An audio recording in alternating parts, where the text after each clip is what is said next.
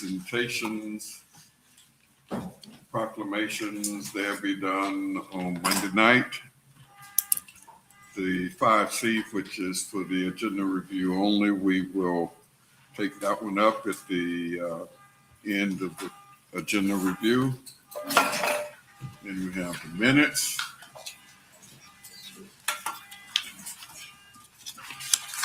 Comments from the audience. Then we have the reorganization of the city commission, which will be Monday night. So we will go directly to the consent agenda. Thank you, Mr. Mayor and Commissioners. We're going to have staff give a presentation this evening on these items, as they are certainly by far the most expert on this. Item 11A through 11C, I'll ask Gary Hubbard, our Director of Winter Haven Water, to come forward and present on those items. All right. Good evening, Mayor and Commissioners, and Happy New Year. So we're off to a great start. A lot of good things going to be happening this year. So 11A, 11B, and 11C, they're all related. The first one is basically a time extension for an existing grant agreement that was originally, it was DEP authorized PRWC to administer grants. And that was when PRWC was just getting started through the Heartland Headwaters. So this one, although it looks very complicated with all the different amendments and everything, it's basically just a time extension. And it was related to septic to sewer, to fill you in on that. So the second one is, again, this is an additional, is combining an earlier grant with then a later grant and doing the same time extension so everything matches up. So basically we had an existing grant for about $1.5 million for septic to sewer, and then a subsequent grant for about $3.4 million. So it's combining those two sums of money and extending the time for the grant. Any questions? Any questions? So then now we're really getting to the meat of it. This item is the award of a construction contract to B&B Utilities Underground Construction in the amount of $4,944,000 and some change. So basically, this construction contract will be funded through the grants that I just told you about, with some additional monies left over to help residents connect to the system in the future. We'll begin in the south area. We'll be the first under construction, and the total project time frame is approximately 2 years. It'll take about a year for each one of these areas, the north and the south. Mayor and Commissioners, just to add a little context to this, you may recall in prior commission meeting, you had authorized improvements to a lift station. I believe it was 119. That is correct. That is located in this same area, and that improvement was done in advance of this item that you'll consider Monday night, which is the installation of the force mains and gravity lines and such. So that's the supporting infrastructure to go with it. One of the things that we are exploring is, and we'll do this as we go forward, the costs associated with connections and the plumbing aspect and the connection fees for residents to tie in. Identifying means to minimize that impact, because these folks are on septic systems now. And of course, the objective is to minimize the number of, or reduce the number of septic systems throughout the entire community, given their potential to negatively impact our lake systems. And so That's one of the things Mr. Hubbard mentioned in the grant dollars. There is some residual funding in there that will go towards that. And then we're also exploring and will continue to explore other means to offset some of those financial impacts for when residents ultimately tie into our system. And that's not too dissimilar to what we did in the Boggy Bottom area about 3 or 4 years ago when we did the septic to sewer project out there. And besides installing the gravity sewer system, we'll be replacing AC water main also in this area. So we'll be improving water supply and water, fire protection throughout this area. All right, go ahead. Gary, have we identified all those areas that need septic to sewer? Yes, we did a septic to sewer master plan about 5 years ago, and we prioritized them. This was one of the high priority areas. So this will be the first one. There'll be many more in the future coming. So this is a good test case on how this goes. All right, Any other questions? that's it. Thank you, Gary. Thank you. Thank you. Commissioners, the next item, 11D, Mr. Carnevale will present this item. Good evening, Mayor and City Commissioners. Behavioral Health Management Services, which is Baycare, has been our EAP provider. So this is when we need counseling. They provide a variety of support services for us. Has been our provider since 2020. That contract expired at the end of 2025. So we advertised RFP 2542, and 2 agencies submitted proposals for that. They were All One Health Well LLC and Baycare Life Management. Held a public meeting on November 20th to review and rank the firm's responses. The evaluation committee unanimously ranked Baycare Life Management as the highest ranking proposal and made a recommendation of award with no protests on that. So staff has proposed that we award that RFP 2542 to Baycare Life Management in the form of a service agreement. And that is included in the HR budget for this fiscal year at $23,946. And if renewed, that would be included in future fiscal years' budgets. All right. Questions? All right. Next item is item 11E. This pertains to our transportation improvement program. Brittany Hart will give you some insights on a pretty significant roadway milling and resurfacing effort. Yes, good evening, Commissioners. So we are bringing before you the 25-26 Transportation Improvement Program recommendations. We've identified 37 roadway segments across the 4 quadrants of the city that will total approximately 14 miles that we would like to resurface this year. They have a PCI, which is the Pavement Condition Index score, of between 20 to 30, which means that they're in that poor to failing condition. So we've recommended that those roads be have a mill and fill treatment, a 1-inch mill and fill treatment put on them that will bring them into excellent condition. And we will be able to see at least another 30 years out of those roadways. We would, back into 2020, we did a pavement management toolbox. Hubbard Construction was awarded our pavement services in that agreement, and we are recommending that a purchase order be issued to them in the amount of $1,978,335.07. And that would include the 1-inch mill and fill of all 37 roadways, which is about 14 miles, as well as the striping that will need to go on those roads. With this treatment that we would apply, the majority of those TIP dollars that have been outlined in the budget would go to the mill and fill work this year. This would be the first year that we focus the majority of our efforts on that. However, this would substantially improve our pavement conditions throughout the city. Currently, we're sitting about an average of 70, and we would be coming up to nearly a 75 PCI condition average. We wouldn't have any roads in that failing condition any longer. We would have just a few, less than 1%, in the very poor condition. And those roads are either under design or under construction at the moment. So once those roads are finished or the design process is ended and we go into construction, we won't have any at that time in that very poor or failing condition. That's great. Yes, very exciting. Brittany, on the map that is displayed, can you give some context to that? Yes, so this map, what this is a highlight of some of the roads that were in that category. Not all of them. There were still a few tweaks that needed to be made. As you can see, there's some green and some yellow and things of that nature.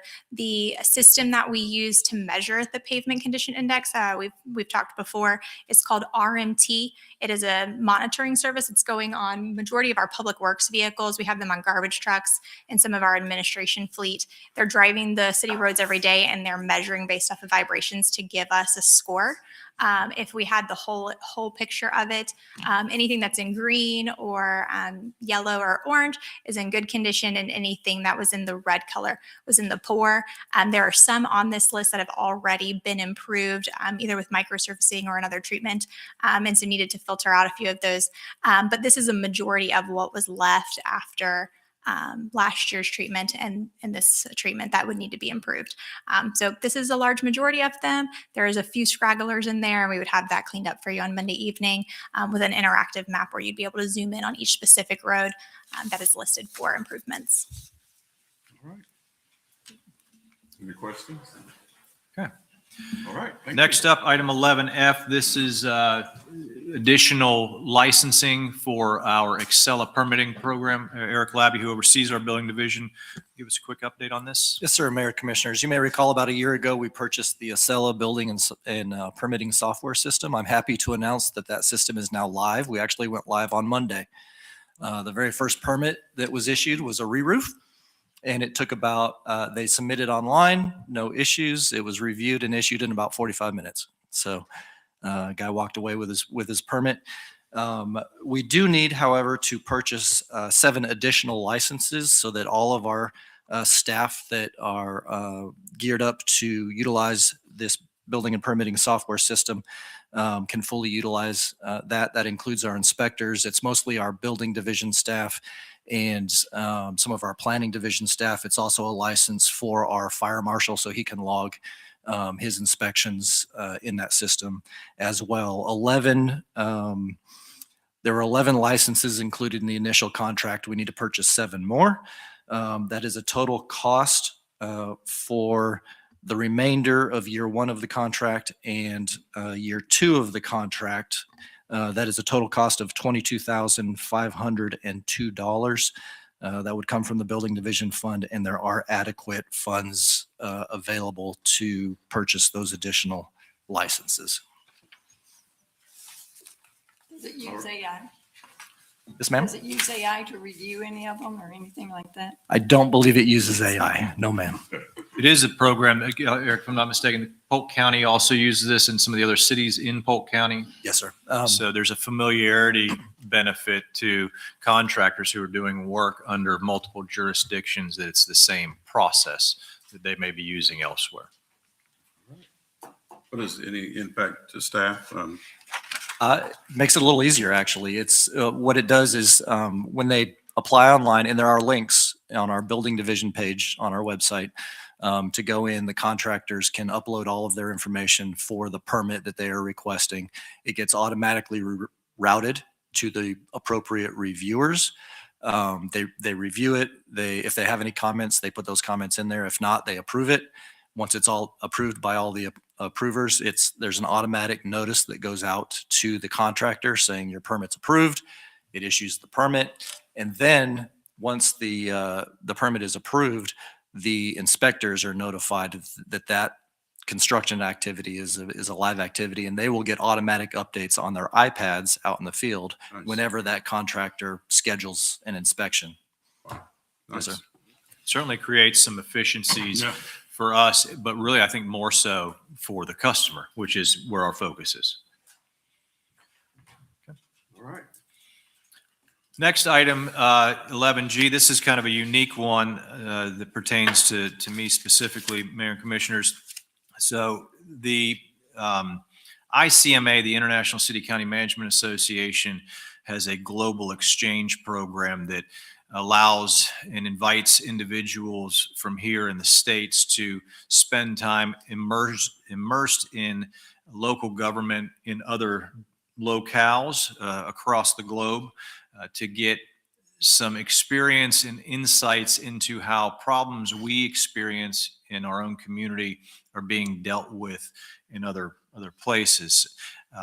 I was extended an opportunity to participate in the 2026 Global Exchange Program, which will take place from March 22nd to March 26th in Ireland, focusing predominantly in the areas of Dublin and Limerick. This program allows, as I mentioned, the members to interact directly with city and county managers in that host country. Key topics that are to be covered in the 26th Global Exchange include climate change and action, smart cities, technologies and advancements, tourism, economic development and economy safety initiatives, estuary management and protective measures, energy, rural development, social issues, and key issues in local government from a national perspective. This is a highly competitive program. There are approximately 60 ICMA members from across the United States who will participate in the program this year. There's funding available within our travel and training budget because of the timing of when other trainings would take place in the current fiscal year. And so I'm asking for permission to participate in the program. The cost to include the registration, the accommodations, and travel is estimated at just right about $3,500, and those funds are available if approved. My space has been secured with ICMA, and they're just waiting for me to execute following approval by the commission, if so granted. All right, any questions? Sounds like a great opportunity. You really enjoy that. Last, just as an example, the 2025 Global Exchange was in South Africa. South Africa. And the feedback that I had received from some of those participants was extremely enlightening. So, the There's next no room for a commissioner or mayor.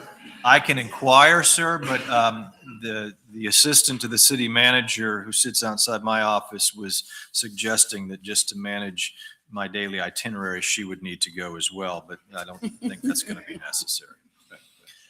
The next items I'm going to ask Eric Labby to present. These are some sheeted lots from the county and a PUD amendment, as well as some comp plan items. Eric? Yes, sir. Mayor, Commissioners, this is a resolution so that I can go to Ireland as well. No. From time to time, the Polk County receives parcels through the escheatment process. When they receive parcels through the escheatment process for lack of payment of taxes, they are transferred to the municipality if they are in a municipality's city limits. Polk County delivered 5 county deeds to us. We are affirmatively accepting with this resolution 3 of those county deeds. 2 of them indicated that we only hold a 1/24th ownership in those properties. So as we work through the details of that with the city attorney's office and how we should deal with those, we will accept the 3 we're proposed to accept the 3 for which we have full ownership. There are maps of those indicated in the fact sheet. They are on Bennett Street, Avenue D Northwest, and there is a strange landlocked parcel just off of First Street between Quinton and Avenue Q. So this is a resolution to accept those deeds, affirmatively accept those deeds from Polk County. Any questions? Go back to the one on Bennett Street. Bennett Street.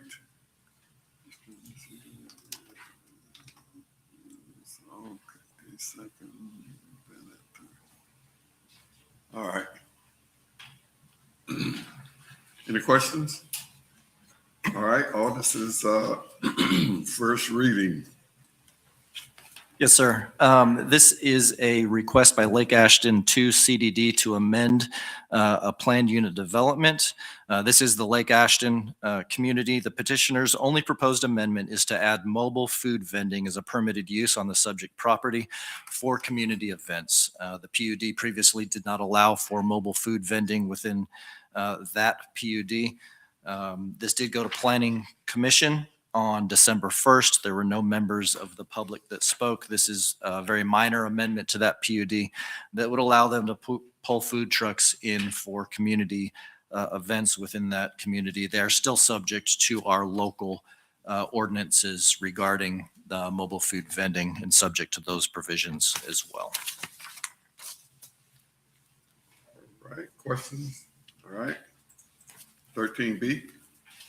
This is something that we have to do annually by state statute, section 166.041 sub 4.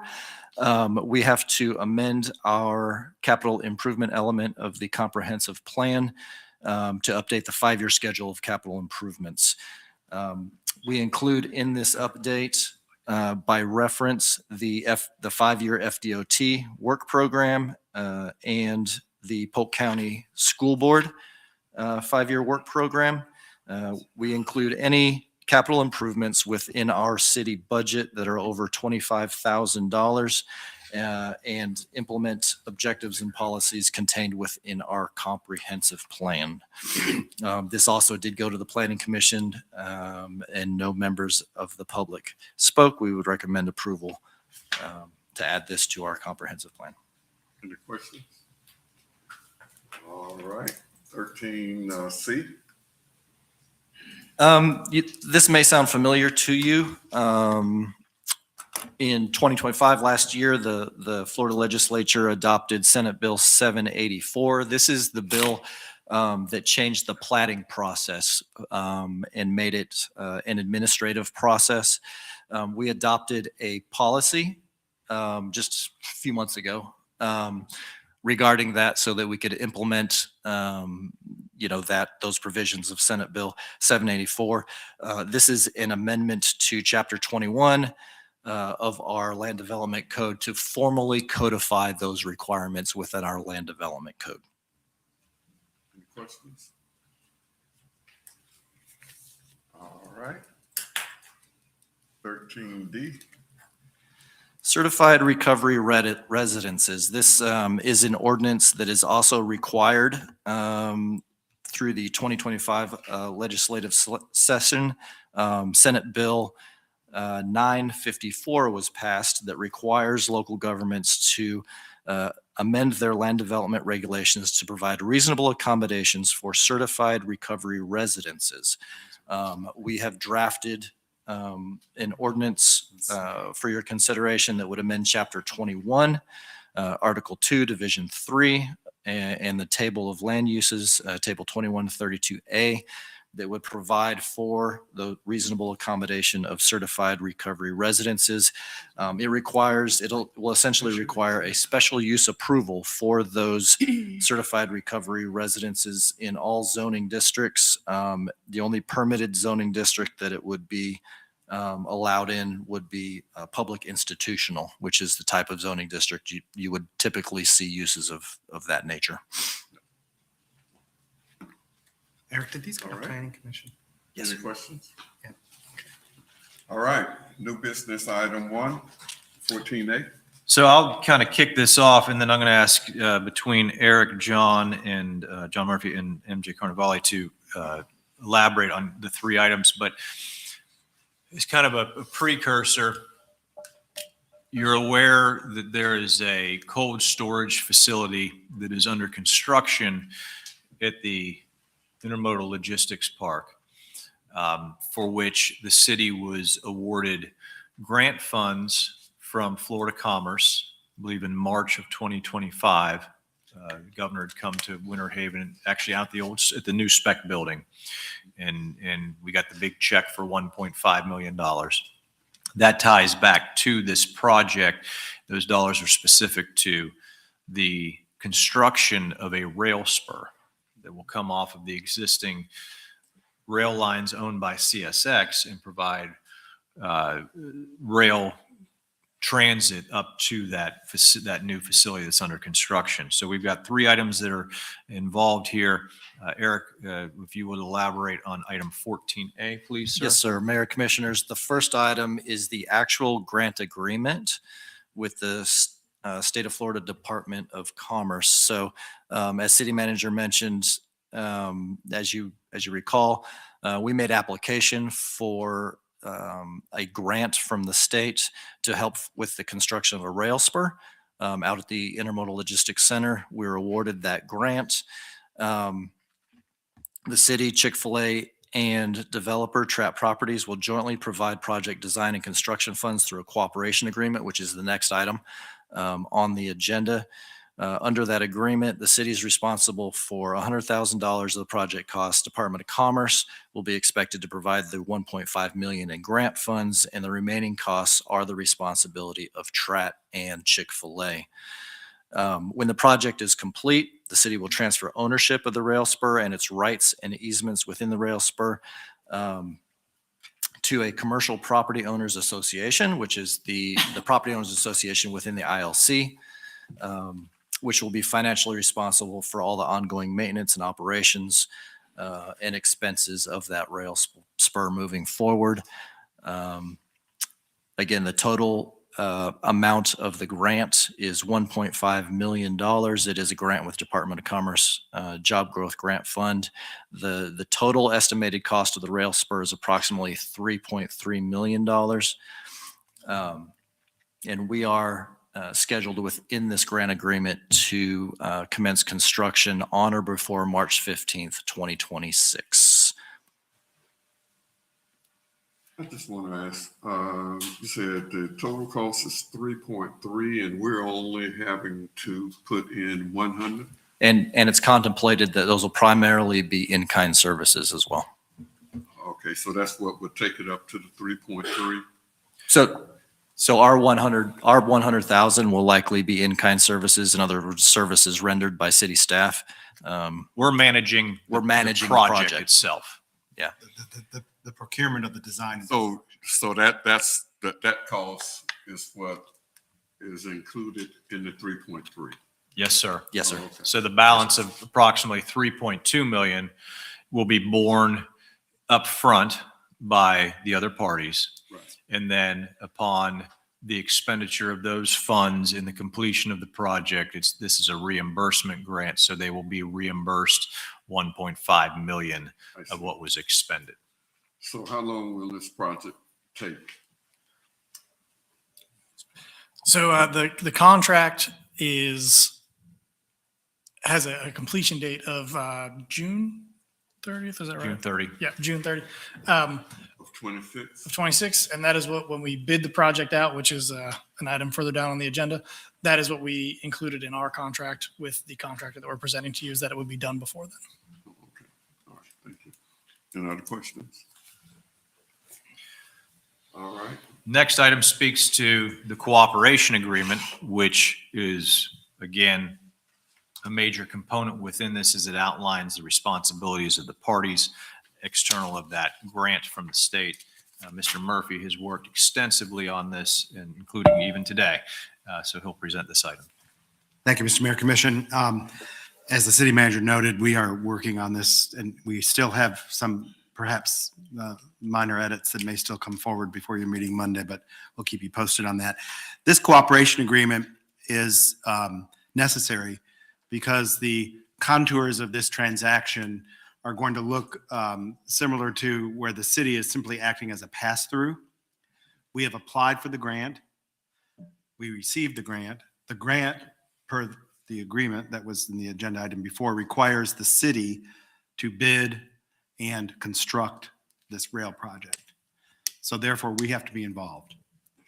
And the city doesn't want to, or isn't prepared to financially undertake the full cost of the improvements, which is approximately 3.3 million. We're going to be on the hook for approximately $100,000, as was mentioned.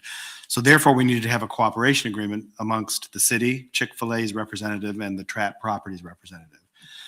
This cooperation agreement articulates all of the rights, duties, and responsibilities of the parties as it relates to this rail spur project.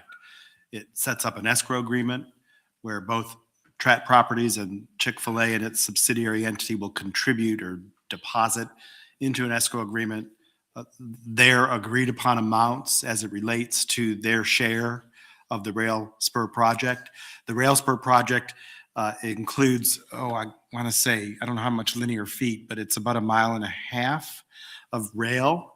And there's also a side rail that goes off that is specific to the Chick-fil-A project. So that's all included in what was bid for this project. And so this cooperation agreement addresses that. It addresses budgetary estimates and how the escrow agent is to disperse funds. And as was noted, this is a reimbursement grant. So it is likely these monies will be deposited up front by Chick-fil-A and TRAT that's part of the what's contemplated in the cooperation agreement. And then the city will make application for pay requests at the appropriate time when work is completed in accordance with the contract that we'll have with our contractor. And we don't know yet exactly when we'll get reimbursement. Like if the state will say, okay, the first pay request may be 300,000. And then the second pay request may be another 300,000, or it may be a percentage. I don't know whether the state will require it to all be spent before they'll give reimbursement for the 1.5 million. But in any event, the cooperation agreement addresses that, and it details what do we do with those monies once we get them, because once we get them, we will then deposit them into the escrow account, and the escrow account agent will then disperse them as is agreed to the cooperation agreement. So this is this whole thing was originally going to be a private project, but the city got involved, and with the help of Bruce Lyon and others, we were able to get the state capitalize on our good reputation with the state and make an application to allow for this $1.5 million grant. The quid pro quo for that was that if we're going to do the 1.5 million, then the city, this has to be a city initiated project. It's going to be built on lands that are going to be the subject of a deed of easement from Evansville Western Railway, which is a subsidiary of CSX. And that is an attachment to the cooperation agreement as well. And that deed of easement, as you may know, runs to TRAT Properties. It's contemplated that that easement, once the cooperation agreement is approved, will be then assigned to the city for the duration of the project, and then we'll convey back to the entity that will then own and operate the rail. Once we're in and the project is done, we intend to turnkey it over to this private entity and provide whatever warranties or whatever things that we can for so that the private entity will be on the operation and maintenance responsibilities. The cooperation agreement also articulates indemnification insurance requirements and other typical things that you would contract with.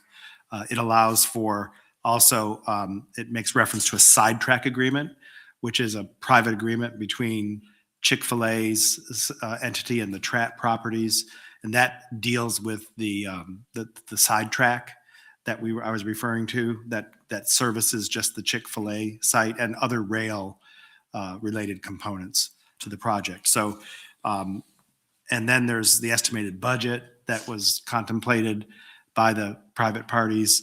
That's an attachment. There's also a copy of the plans, the conceptual plans that Kimley Horn was able to draft, which are ultimately are final now. And so this cooperation agreement is the contractual mechanism that makes this all work. And we wanted to make sure that we did this in this order. So the grant agreement's approved first. The grant agreement allows for the duties and responsibilities of the grant to be assigned after the grant monies have been paid. Again, all of this is subject to further acquiescence by Department of Commerce as well as Evansville Western. But the grant agreement first, cooperation agreement second, and then the final item is the actual recommendation of award to bid. You heard us say that the project needs to start by March and it needs to be done by June. Well, that's certainly our contemplation, but it is probably also something that we're going to be asking the Department of Commerce to allow for maybe a slight extension of the finish date of when we have to expend the funds or complete the project, just so we have some buffer.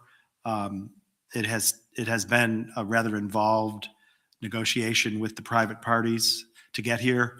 And so we're very glad we're here, but it may be that we, just in full disclosure, we may, need to seek an extension from the Department of Commerce, which, by the way, has been very good to deal with.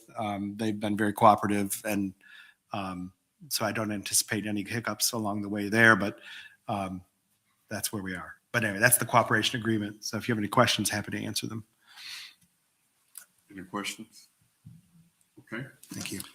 and the final item is the contract. Yes, sir. 14C is, so this is the award of the contract. So we put it out to bid.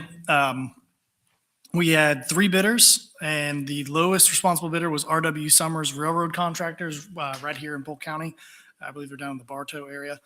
Their bid came in at $3,330,202. Again, we've talked through the financial contribution piece of that and how that'll flow. So we are recommending award of this bid, and we would be ready to move forward with that well ahead of that March deadline.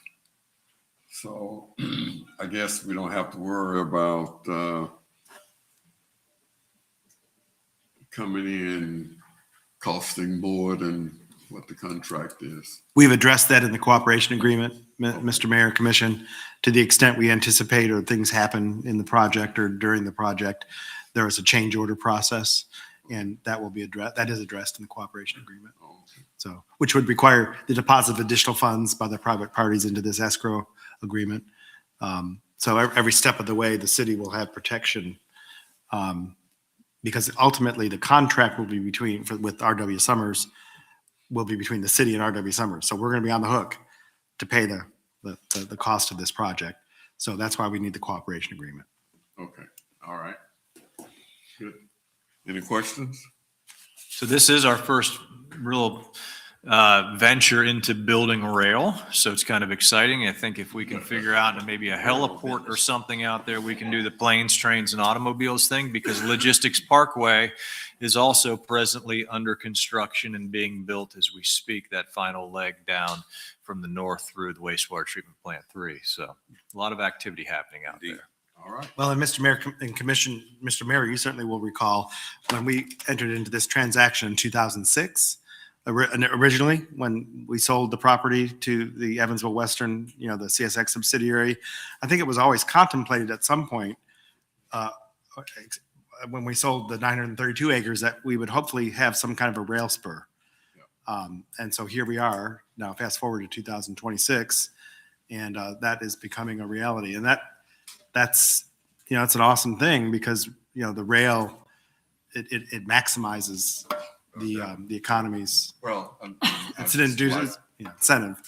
All of the things that were, Bruce knows, projected with the CSX Intermodal Logistics Center, goodness gracious, is really coming to fruition. Really something. I mean, we went and looked at some other intermodal logistics centers and said, man, if this could happen in Winter Haven, we'd be running on rails. So that's what we're doing. All right, thank you. So now we're at the strategic pillars. Actually, Mr. Mayor, before that, I do have one item under the city manager's report. If I could do this first, and that is that we have a RFQ 2618 that has been released. This is for the utility administration facility design build effort. This is the project that we recently brought before you some other items tied to utility extensions out to the Bradco Farms project, and we did a contract with Dewberry Engineers to create the design criteria package for the design build project. We've gotten the work back from Dewberry and are ready to push out the design build bid, which will actually design and construct the new water administration facility, the warehouse, and the related infrastructure and elements of that project. So we're looking for a commission liaison if the commission is so inclined to appoint one for that.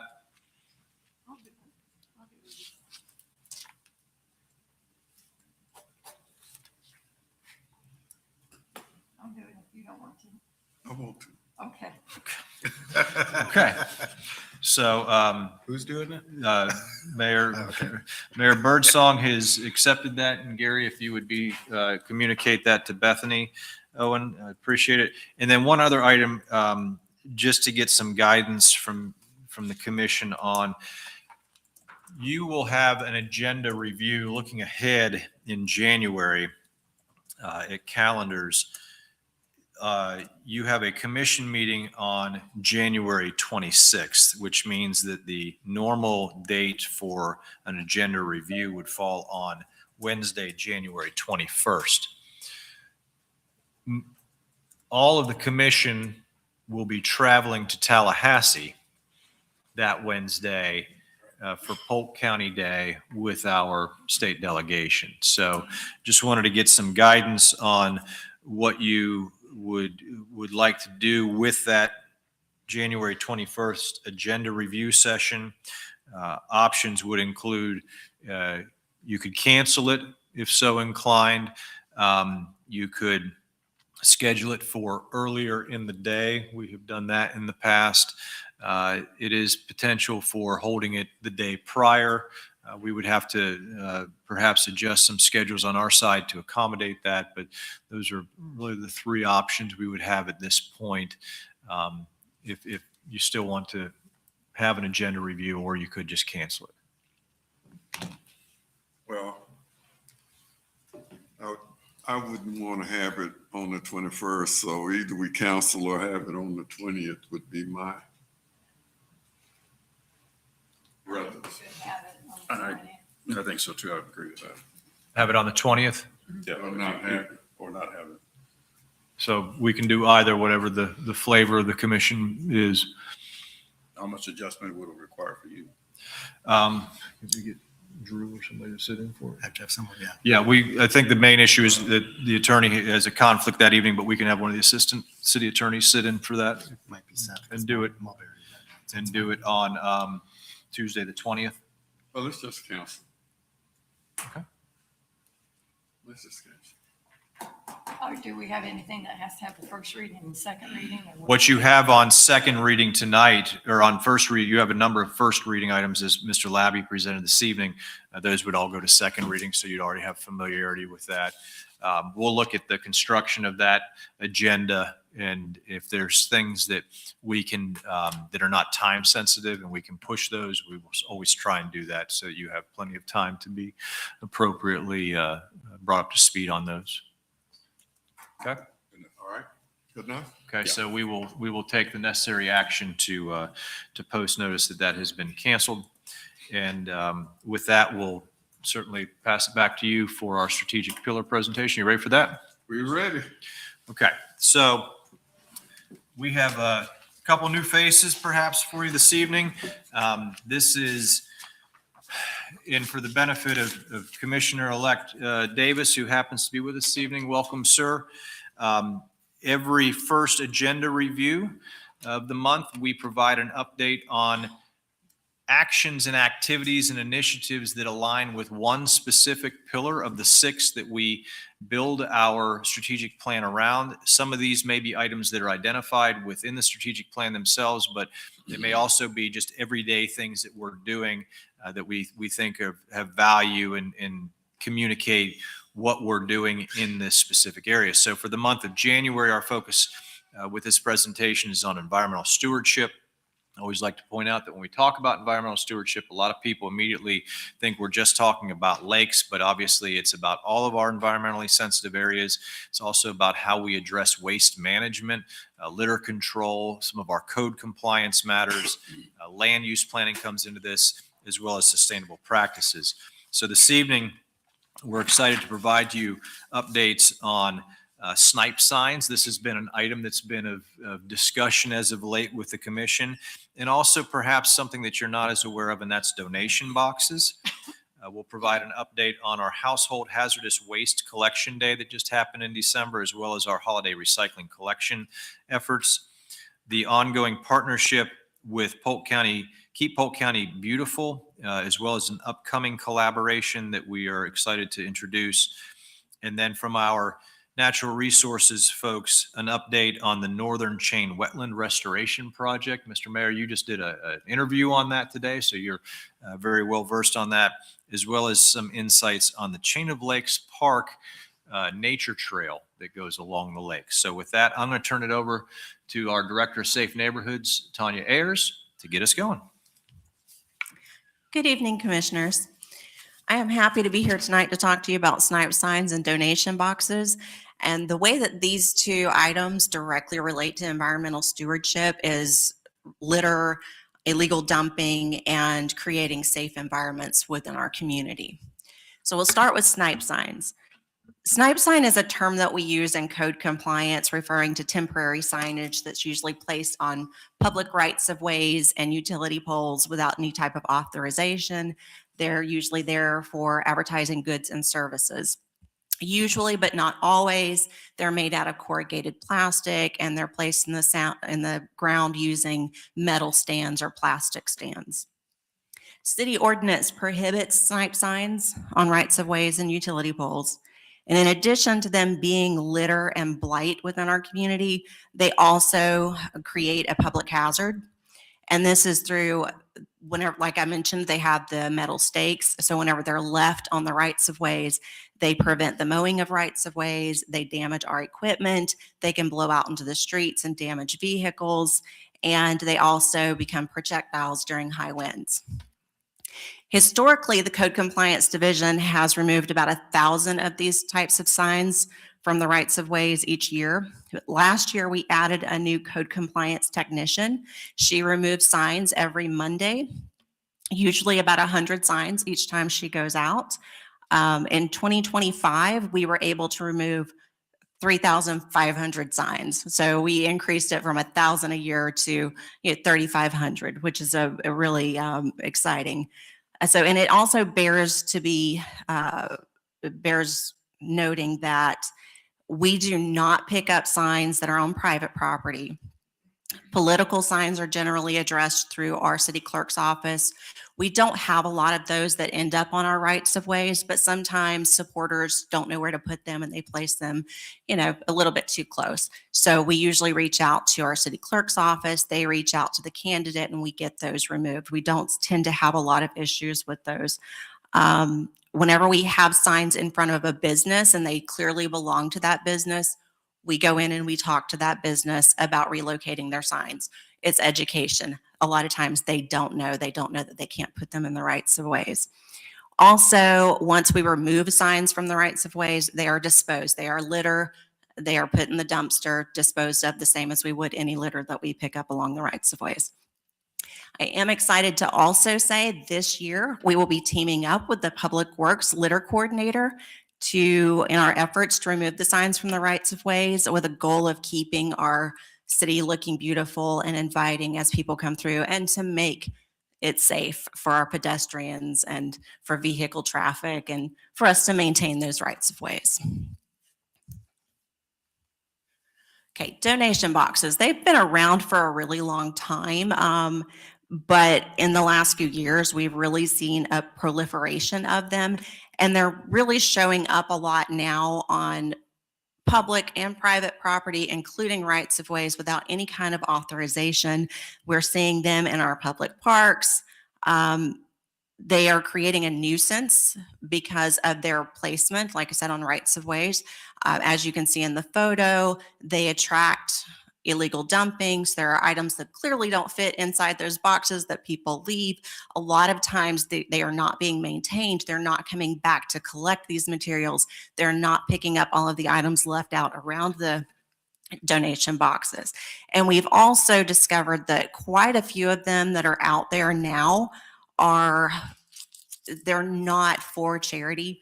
So what they're doing is they're putting these boxes out, they're getting these free goods, and then they are taking them to other areas and sometimes other countries and reselling them for profit.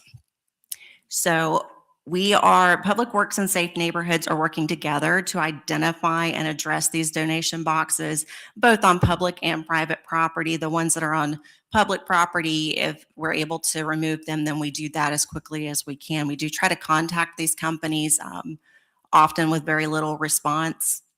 We're also working with the Planning Division to create an ordinance that will address the placement and maintenance of these boxes going forward. So I guess that's it for the donation boxes. So I'm going to turn it over now to our Solid Waste Service Coordinator, Bobby Watson. And while she's coming up, I just wanted to make a note that the removal of these, what she's referred to as snipe signs is, it's interesting to note that is without regard to what the content of the sign is. So it doesn't matter what the message is. We don't look at the message. It's just in the location of where it is. So we don't care what it says. And that's important because I think that's constitutionally important in order to enforce that. So I just wanted to make that aware. Thank you. Good evening, Mayor and Commissioners. My name is Bobby Watson. I am the Solid Waste Coordinator for Public Works.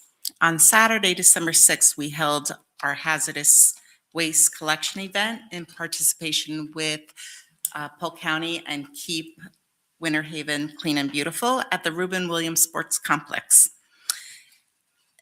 In previous years, we held the event at the Chain of Lakes Complex. However, due to their high demand, we had to find a facility that could accommodate our, a high flow of traffic. And the Reuben Williams Complex has proven to do so because we've had our sandbag distribution events there in the past.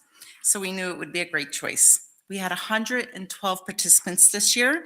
We were able to collect 10 fire extinguishers, 38 propane tanks, 25 gallons of paint, 37 batteries, 152 fluorescent bulbs, 135 gallons of motor oil, antifreeze and gasoline combined. And to put that in perspective, I think it feels like 3 full bathtubs. We collected 67 tires, and that doesn't sound like a lot, but it is because it keeps it off of the street. And to think about it, it will fill 5 pickup trucks, full-size pickup trucks. The city also provided holiday recycling containers at 3 locations this year, WG Row, Fire Station 3, and Rotary Park, collecting a little over 8 tons of recyclables, with Fire Station 3 receiving the highest volume. We started this initiative thanks to Commissioner Mercer, who saw how well it worked in Clearwater as a crime deterrent. It's a great way for residents to get rid of packaging and to help reduce the risk of theft. And it also keeps our streets clean, which is something that really benefits the whole community. So thank you. And now I'll hand it over to Brittany. Good evening again, Commissioners. So we are going to talk a little bit about our collaboration with Keep Polk County Beautiful. As you may remember, we started to partner with them on a number of events, one of them being the Adopt a Road program. We are excited that that has been fully announced and launched. We've started the install of some of those signs. You can see them around town. There have been some that have been installed around Lake Elbert. As everybody's enjoying that nice, new, beautiful trail, they can see those signs encouraging them to adopt that road. You're also going to see them going in other places. We are working on installing on Unity Way, 21st Street over behind South Lake Howard Nature Park, and some other highly trafficked roads that could use adoption. In addition to the Adopt a Road and Adopt a Park programs that we've partnered with them on, we're going to work on another collaboration, which will be hosting a free tire collection event. They will be hosting that in the Reuben Williams Sports Complex. Like Bobby mentioned, we used that for the Hazardous Waste Day drop-off. It's just a really great location for drive-throughs, for pickups and drop-off events. We use it for our sandbag sites as well, and it really works well to accommodate a large amount of traffic and keep them flowing. So we're going to use that site on January 24th from 9 to 1 to do a free tire collection event. While they have titled the event the Florence Villa Tire Collection, it's open to anyone in Winter Haven. It's open to anyone in the county, honestly, to be able to dispose of up to 24 tires for free at their event. and they'll be there from 9 to 1. So we're really excited to be able to partner with them again on this and bring this disposal event to the city. I'm really looking forward to that one because people throw tires at Lawrenceville or CDC. And I mean, we don't, so we've got a ton of them behind the building that we've just been waiting for this. So, Noted. Well, if you need assistance, you can dump them at the tire collection event. But if you need assistance with that, I think we have abilities to collect that in the city as well. With that, we will turn it over to Dustin, and he can talk a little bit about the purchase of the property towards the northern chain.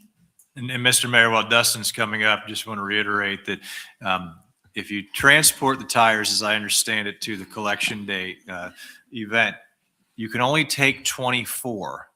Because once you take more than 24, I believe you're considered hauling hazardous waste, and there's commercial licensing and liabilities that come with that.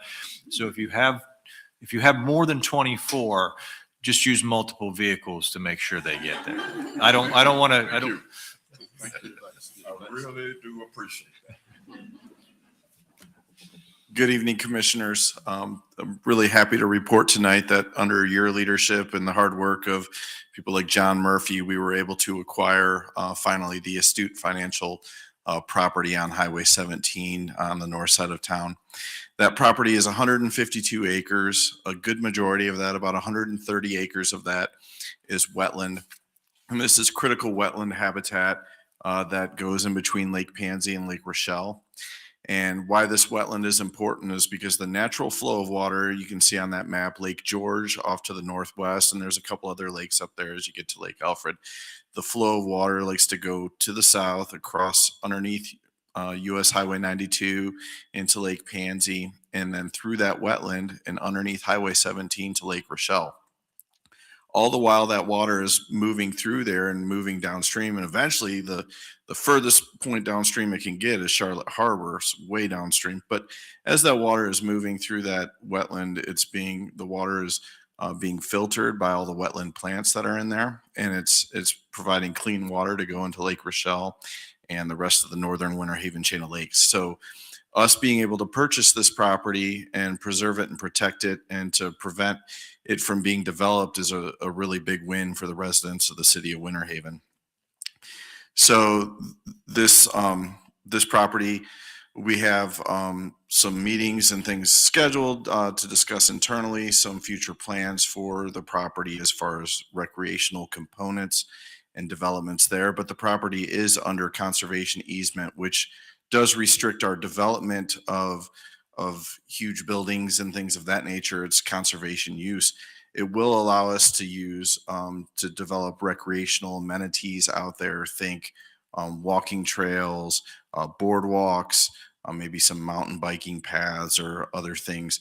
We'll look to make amenities that hopefully will be different and give some different opportunities in addition to the 4 nature parks that we have here as well. Another thing that I'm excited to talk about is the Chain of Lakes complex and the nature trail, the walking trail that goes around there, around the stormwater pond and around the shoreline there at Lake Lulu. If you guys recall, we had looked at clearing out that shoreline, and there was a tangle of exotic vegetation that was there, and it was very unsightly. We were looking to kind of activate that shoreline, and we received a permit from the Florida Fish and Wildlife Conservation Commission to go in there and remove the undesirable vegetation. And you can tell from how much was cleared, there was quite a bit of undesirable vegetation that was there. So this has been a very beneficial thing, not only for us aesthetically, but also for the fish and wildlife that actually use that area. There's been people that have come along that shoreline fishing. We've seen a lot of waterfowl and wading birds that have utilized that as well. We expect this nature trail to be opening up somewhere around March after substantial or final completion of this project. And then there's also discussions with Polk County. Polk County has a large parcel just to the south along Lake Lulu, and they're looking at putting recreational trails there and being able to link up that trail system with that trail sometime in the future. So you heard a little bit about snipe signs and the unsightly donation boxes, the hazardous household waste day collection, our collaboration with Keep Polk County Beautiful, Northern Winter Haven Chain Wetland Restoration Project, that's the Astute Financial property, and the Chain of Lakes Nature Trail. And with that, we will stand for any questions if you have. The little parcel that was above all the land that you got, I'm going back, yeah, there, over 92, the rest of it is that available, or can you get that, or? So we can look into that. I'm not sure who owns it currently and whether or not that would be available, but that would certainly be worth looking into to see what opportunities exist there. The donation boxes on public property. So how long can they, how long do you tolerate that, or how long do we have to deal with that? Is that something that, I mean, if it's there, it's not there with permission, then are we just letting it stay there for a period of time, or? No, sir. When we identify them on public property, then we put that in Access Winter Haven. We notify our public works staff, and then they go out and they remove them. We actually had one of these, Commissioner Dawson, on the east side of Lake Howard, right there where there's a small boat launch next to Tom Jennings' office. Happened to be going through there one day, and there's a donation box that was dropped in the parking lot of our park with no authorization to do so. And as Ms. Ayer said, our first effort is to contact the person and say, you got to get this out of here. We'll give them, 24 hours to remove that, because obviously some of these have some value to them depending upon how they're constructed. Otherwise, it's abandoned property on public land that we're going to get it out of there. One, it creates a tremendous blight issue within our parks, and in our public rights of way, can also create the safety hazards, and the illegal dumping that comes along with it is just horrendous. It'd be interesting to check back with you in a couple of weeks. Once you see these popping up as you drive around, it's amazing how many are out there just in shopping plaza parking lots that a lot of times I personally didn't observe those until I became aware of them on our own properties, and then I start seeing them everywhere. Yeah, when they're green, they don't stick out as much, particularly, if it's in an area like that. But the question, I guess, relative to individuals who, when they put these boxes on private property, the assumption is that, the owner is aware, but are there instances where they are not aware and people are putting these on private? Most of the time, whenever we find them on private property, we'll go into, it's like, say, CVS parking lot. We'll go in and we'll talk to the manager. We'll ask them, did you give them permission to put it there? And 99% of the time, no. They just show up and they don't know what to do about it. And so what do you do then? Is that the owner's responsibility, or will the city remove it? Whose responsibility is it then? When it's on private property, then it's going to be the responsibility of whoever owns that property. In that case, we talk to them, we work with them, we'll give them a period of time to figure out how they want to address the issue. Because we do have codes that address it on private property. Well, to an extent, it's usually because of the junk that surrounds them is what we're citing, or the placement. If it's placed in a parking lot or it's a visibility issue, then we're going to cite that. How many legitimate situations do you run up against? As of right now, I only know of 2 personally that are Red Cross owned that were legitimately placed. And I've confirmed with the Red Cross that they did indeed put them there. And the property owner said, yes, we agreed to have them there and we want them there. You said 2? 2.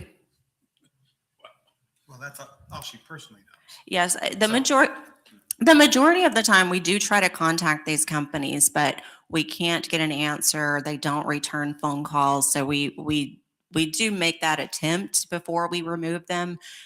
It's just they're usually non-responsive. This something that many cities are contending with.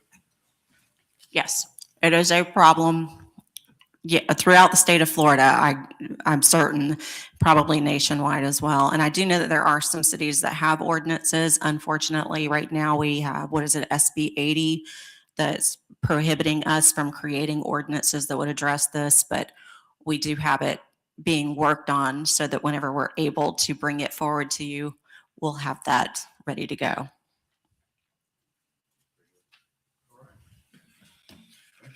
And that concludes our presentation for this month. When we come back in February, we'll be updating you on infrastructure. Certainly be giving you, I anticipate, some really good insights on utilities and roadway projects that are underway at that time. So that concludes our presentation for this evening. Mayor and Commissioners, I'm happy to answer any additional questions you may have on any other items. All right, are there any other questions or concerns? Happy, sir. Motion to adjourn. So moved. Thank you. We stand adjourned.